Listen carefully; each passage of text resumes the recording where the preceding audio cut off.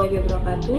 Saya akan menjelaskan materi tentang proses produksi dan pembiayaan untuk memenuhi tugas mata kuliah Ekonomi Manajerial dengan dosen pengampu Ibu Haja Iga Ajunitya Darmani, SST SEMM. Yang pertama, yaitu analisis produksi. Apa itu analisis produksi?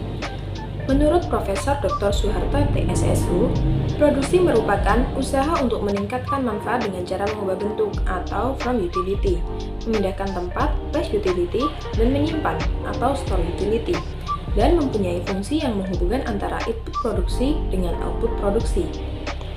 Model matematis yang menunjukkan hubungan antara jumlah faktor produksi atau input yang digunakan dengan jumlah barang atau jasa atau yang dikenal output yang dihasilkan. Fungsi produksi secara matematis dapat dinyatakan dengan rumus sebagai berikut, di mana I sama dengan jumlah output atau hasil produksi, K sama dengan modal atau kapital, dan L tenaga kerja atau labor. Selain itu, dalam analisis produksi terdapat keputusan yang terbagi menjadi dua, yaitu keputusan jangka panjang dan keputusan jangka pendek. Yang pertama yaitu keputusan jangka panjang. Keputusan jangka panjang adalah semua faktor produksi dapat mengalami perubahan, yang berarti dalam jangka panjang setiap faktor produksi dapat ditambah jumlahnya sesuai dengan keperluan. Dalam keputusan jangka panjang, faktor produksi yang digunakan adalah variabel. Jika faktor produksi yang digunakan variabel, maka pendekatan yang digunakan adalah pendekatan isoquant dan isochron.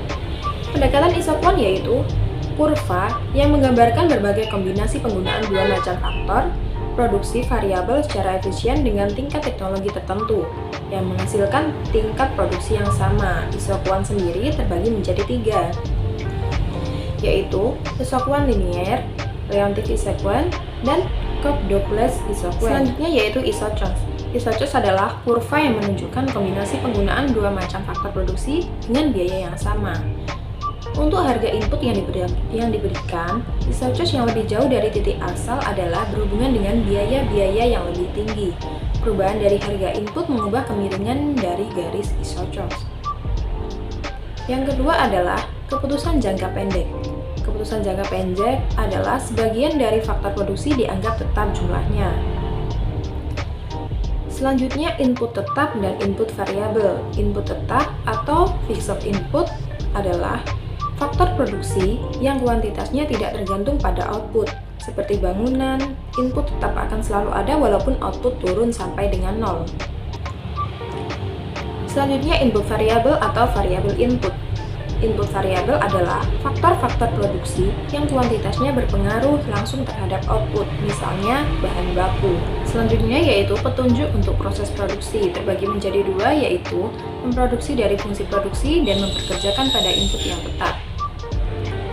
Memproduksi dari fungsi produksi yaitu menyelaraskan intensif sebagai upaya untuk memaksimalkan usaha pekerja. Sedangkan mempekerjakan pada input yang tepat adalah ketika tenaga kerja atau modal berubah dalam jangka pendek untuk memaksimalkan keuntungan seorang manajer dan memperkerjakan. Selanjutnya yaitu Marginal Rate of Technical Substitution atau MRTS. MRTS adalah bilangan yang menunjukkan berapa unit faktor produksi satu harus dikorbankan untuk menambah satu unit faktor produksi pada tingkat produksi yang sama. Atau dapat dikatakan tingkat dimanapun dua input disubstitusikan dengan menjaga tingkat output yang sama. Dengan metode matematis, MRTS KL sama dengan MPL dibagi MPK. Selanjutnya yaitu analisis biaya. Fungsi biaya merupakan dasar untuk membantu menentukan perilaku memaksimalkan keuntungan. Jenis-jenis biaya antara lain: 1. Biaya tetap atau fixed cost. Yang kedua, biaya variabel, variable cost. Dan yang ketiga, biaya total, total cost. Dan yang terakhir, biaya penyusutan atau sunk cost. Dengan pengertian, yang pertama, biaya tetap yang tidak berubah seiring dengan kenaikan atau penurunan jumlah barang atau jasa yang diproduksi atau dijual. Yang kedua, biaya variabel adalah biaya yang bervariasi secara proporsional dengan volume jumlah barang atau jasa yang dihasilkan oleh bisnis. Yang ketiga, biaya total atau total cost, yaitu keseluruhan biaya yang dikeluarkan untuk menghasilkan produksi.